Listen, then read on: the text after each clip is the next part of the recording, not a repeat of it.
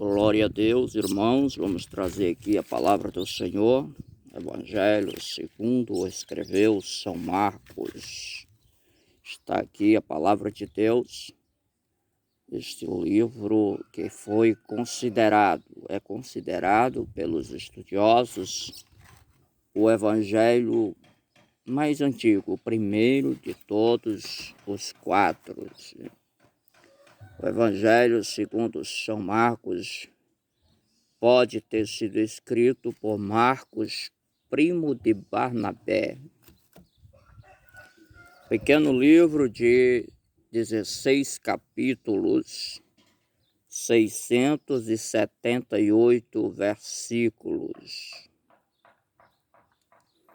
Nós mais para frente vamos falar sobre estes versículos, porque há 12 versículos, no mínimo, que não são contados como parte deste livro, porque não estão nos manuscritos originais, nos melhores, nos bons manuscritos.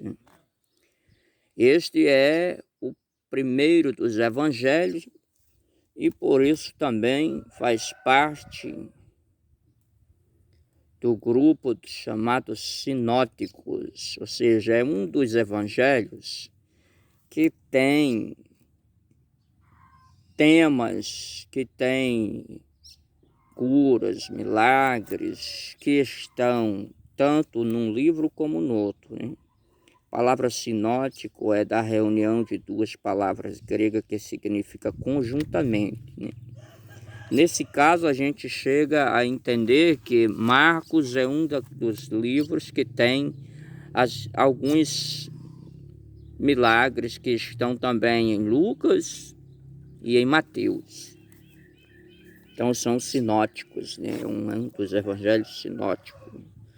Nós vemos assim que a introdução do livro vai nos dar aqui uma base para nós entendermos a palavra de Deus. Por exemplo, este livro ele conta 18 milagres do evangelho, do trabalho de Jesus Cristo aqui na terra, apenas 18, mas não significa que Jesus só fez 18 milagres, João, por exemplo, diz que Jesus fez tanto milagre que os livros não caberiam, Observamos aqui também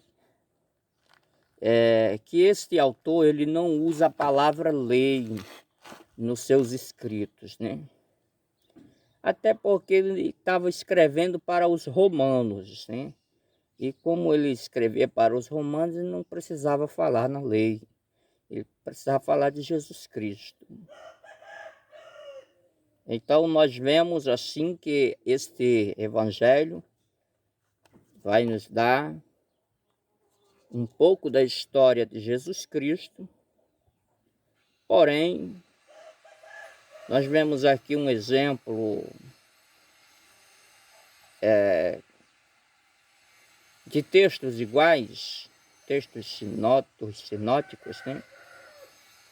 Em Marcos 6, 30 a 44, Mateus 14, do 12 ao 21, Lucas 9, 10 a 17, a multiplicação dos pães, Marcos 2, 1 a 12, Mateus 9, 1 a 8, Lucas 5, 17 a 26, o paralítico de Cafarnaum. Então, o texto sinótico está nos 3 livros, um texto que está nos 3 livros.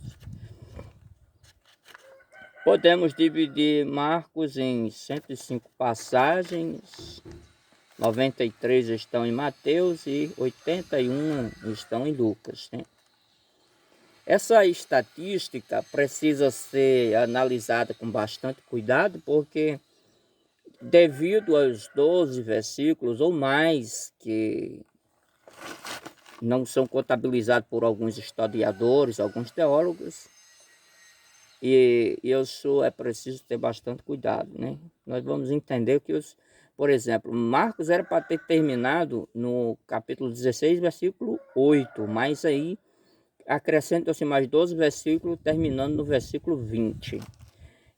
Então, dependendo de como o historiador, o teólogo faz a sua estatística, pode dar diferença. Por exemplo, eu tenho vários historiadores que eu estou lendo. Agora, tem um, por exemplo, que ele conta apenas 621 versículos de Marcos, mas 661, corrigindo aqui, 661 versículos. Mas Marcos tem 678 versículos, né? Isso mostra aí que alguns historiadores têm versículos que eles não vêm considerando oficial pelo cânon que nós temos, pelo nosso, e também porque lá nos rolos mais antigos não apareciam esses versículos, né? Fala-se até de um grego um pouco mais diferente, que era a linguagem do Novo Testamento, e de uma linguagem que não era de Marcos. Alguns chegam a dizer que pode ser que Marcos já tivesse até morrido quando escrever esses 12 versículos. A mãe de João Marcos, o provável autor deste livro, era Maria, uma mulher considerada rica lá em Jerusalém, uma dama, né? E ela cedeu espaço para que se fizesse reuniões na sua casa, né? Isso nós vemos Atos capítulo 12, né? Versículo 12. Quando Pedro sai da prisão, a igreja está reunida lá, né? Paulo e Barnabé levaram João Marcos para essa viagem, mas ele não suportou a pressão da primeira viagem missionária e ele voltou, né? Nós vemos isso no livro de Atos dos Apóstolos. Provavelmente as fontes de informação de Marcos tenham sido Pedro, porque Pedro conviveu com Jesus, foi apóstolo, viu todas as coisas acontecerem, e aí ele chegou a chamar Marcos de meu filho, né? 1 Pedro, capítulo 5, versículo 13, né? Considerando que ele era alguém que tinha uma grande intimidade com Pedro. Nós vamos ver aqui que este capítulo, esses versículos 678 são de muito proveito para quem quer seguir o cristianismo, que eu prego cristianismo, Jesus Cristo. Eu não prego judaísmo. Eu posso até ensinar, dar uma palavra sobre judaísmo, alguns detalhes da história importante, mas eu não admito judaísmo, eu prego cristianismo. A religião da igreja é cristianismo, né? Cada um tem a sua denominação, que a gente chama de placa, né? Nós vemos aqui Marcos, o Evangelho das Boas Novas, né? O mais antigo, né? Nós vemos aqui que Jesus começa ali a ser batizado por João Batista no deserto da Judéia, né? E Isaías 40, versículo de número 3 ou 5, fala sobre a voz do que clama no deserto. Então, João era cumprimento desta profecia, né? João, ele fazia ali o batismo nas águas, um símbolo de purificação, que era seguido de confissão, né? Isso nós vamos ver que João falava que era uma voz, era a voz do que clama no deserto, porque a voz de Deus esteve calada ali por cerca de 400 anos, né? De Malaquias até Mateus, em termos de canon, ali são 400 anos de silêncio. Aí nós vamos ver que João se vestia de vestes de pelos de camelo, né? Não é de couro, é de pelos de camelo, que é um pouco mais frio para conseguir sobreviver no deserto ali. Suas vestes é uma túnica de pelos de camelo, tecida, né? Cinto de couro, né? Essas vestes representam autoridade, representam ali que nós temos que ter roupa para vestir a vergonha da nossa nudez. Isso aqui é um ponto de vista de pregadores que gostam de dar significado, né? A veste para vestir e não aparecer a vergonha da sua nudez, que são versículos que aparecem também lá no Apocalipse falando de vestes, né? Essas vestes aqui são vestes materiais, porém, no sentido espiritual, nós precisamos ter vestiduras brancas, lavadas no sangue do Cordeiro, para vestir e não aparecer a vergonha da nossa nudez. Então, o cinto de couro representa a autoridade profética. Tem aqui também o alimento gafanhotos, né? Uma espécie de locusta, e mel silvestre, que não é exatamente o mel de abelha. Para muitos historiadores, poderia ser qualquer tipo de seifa, né? Qualquer tipo de líquido que escorresse de uma árvore doce que servisse de alimento, né? Sobre essas questões de alimento, nós podemos ver Levítico 11, 20 ao 23, e 1 Reis, capítulo 1 e 8, né? Fala ali sobre as vestes de Elias. João, ele disse, eu vos batizo com água, mas Jesus Cristo vos batizará com o Espírito Santo. Esta era a principal diferença para mostrar, né? Que até fica sendo o cumprimento das Escrituras, porque lá em Joel dizia que Deus ia derramar do seu Espírito, né? Então o batismo com o Espírito Santo, enquanto que João batizava apenas nas águas para arrependimento de pecados. Jesus foi batizado para publicamente confirmar o seu ministério e ficar cheio do Espírito Santo, né? Vemos aqui o versículo 10, né? Marcos 1:10. A identificação do homem de volta para Deus, também é o símbolo, né, do batismo. E a aprovação para os judeus do tempo de Jesus, né? Essa palavra aqui seria batikol, que significa filha de uma voz, filha de uma voz, né? Batekol, que significa filha de uma voz. Então, quando Jesus foi batizado, que saiu das águas, veio o Espírito Santo sobre ele, e apareceu uma voz dizendo, foi ouvida uma voz, este é meu filho, nele tenho prazer. Em outros textos diz, este é meu filho, aí ele ouviu, né? Então, nós vemos que Jesus passou aí 40 dias em consagração, né? Alguns chegam a dizer que não é literal, mas 40 é um número grande, que significa que foi muitos dias. Nós não sabemos exatamente, mesmo que os teólogos tentem colocar alguma coisa aí, mas contextualmente não dá para explicar se foram 40 dias exatamente com 40 noites sem comida e bebida, ou se foi apenas 40 dias e o intervalo entre o dia e a noite, que são de 12 horas, né? O dia e 12 horas à noite, provavelmente fosse o horário em que ele se alimentava, né? Ou se foi 40 apenas por ser um grande número, representando que Jesus passou muitos dias de consagração. Nós vemos que Moisés esteve ali também sobre esse 40, esse número extenso. Êxodo 24:18, Elias também comeu uma comida e caminhou 40 dias. Também em 1 Reis 19, versículo 8, fala sobre o número 40, os resultados e os trabalhos, a convivência de homens do Antigo Testamento com este número 40, né? Os anjos serviram ao Senhor, né? O evangelho significa boas novas, né? Que nos traz verdade, esperança, paz, imortalidade e salvação.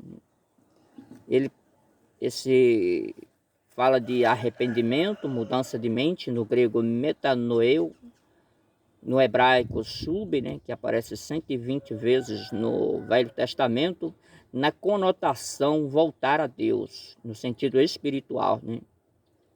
Então, arrependei-vos, né?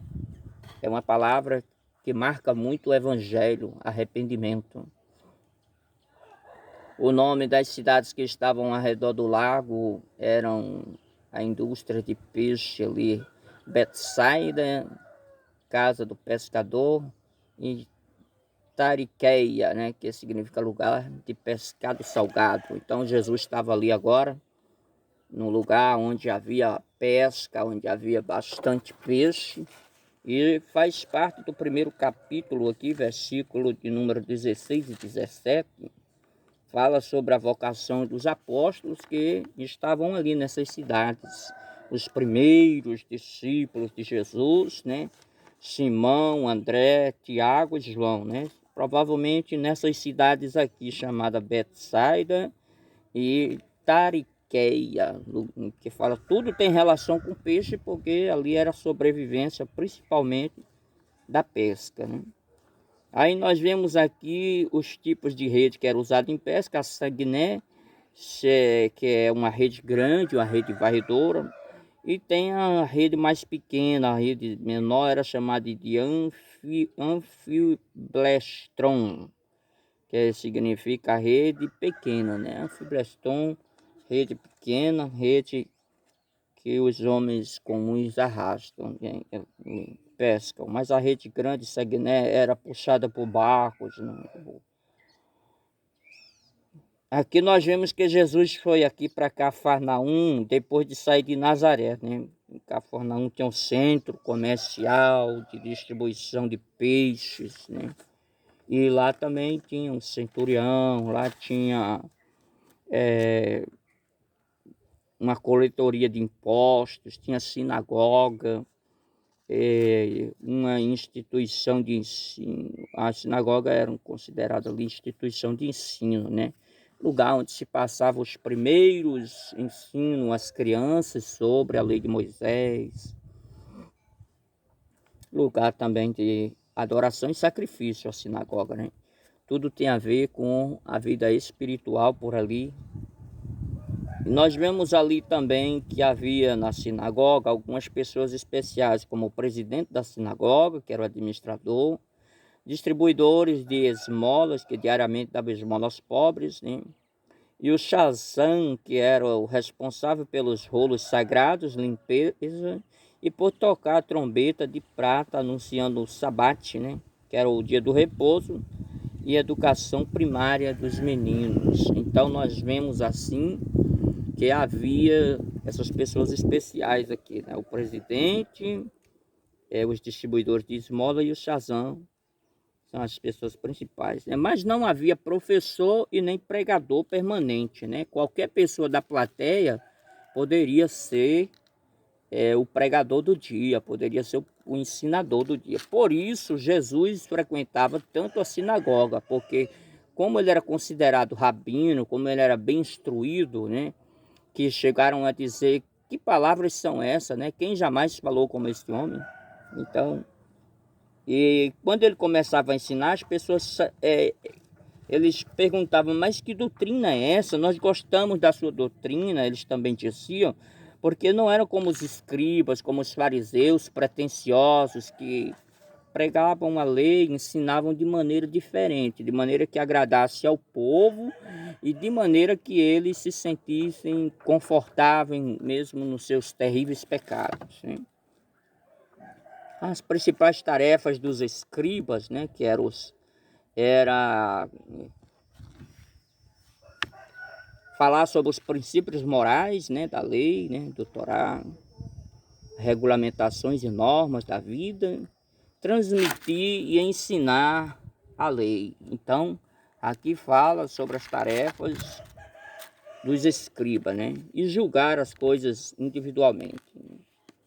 Jesus ali no capítulo 1, versículo 23 ao 28, Jesus começa a expulsar demônios, né? Para mostrar aqui a cura do endemoniado de Cafarnaum, mostrar aqui a sua autoridade espiritual, né? Que o seu trabalho não era só terreno, não era mais um rabino, mas ele era o rabino de Deus, ele era mestre vindo da parte de Deus, como disse Nicodemos lá no Evangelho segundo escreveu João, né? Essa nova doutrina, eles achavam que Jesus trazia algo novo, algo diferente, né? expulsar demônios, né? Mazizim, quer dizer o que faz mal, né? A palavra demônio, mazizim, quer dizer o que faz mal, né? Havia uma lenda lá judaica, que é uma lenda lá antiga, que eles diziam que dois anjos chamados Azael e Shemaxai teriam deixado Deus, tinham vindo para a terra, né? Ter uma vida com as mulheres, e Azael se arrependeu, né? Voltou, mas Shamaxai não voltou, né? Então, a lenda, isso é lendário, né? Diz que Shamaxai teve filhos com as mulheres, os filhos eram Shadim e Lilim, né? E isso é lendário, nome que provinha de Lilith, né? Então nós vemos assim que Deus, ele nos provê de conhecimento através do seu Evangelho em Marcos, mostrando aqui o começo da vida do ministério de Jesus Cristo, né?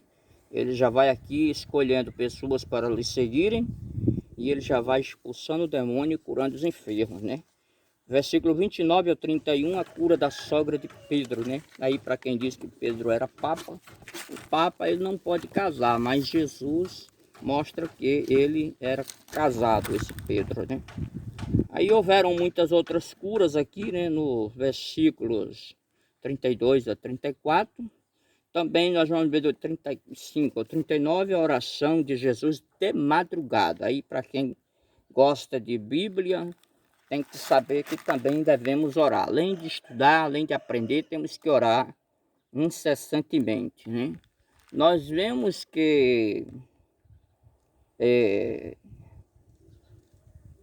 essa madrugada aqui é chamada de proi, em grego, né? Que significa a terceira vigília, a quarta vigília da noite, 3 horas às 6 da manhã, né? Então, o horário que Jesus costumava orar mais aqui era a quarta vigília da noite, das 3 às 6 da manhã, né?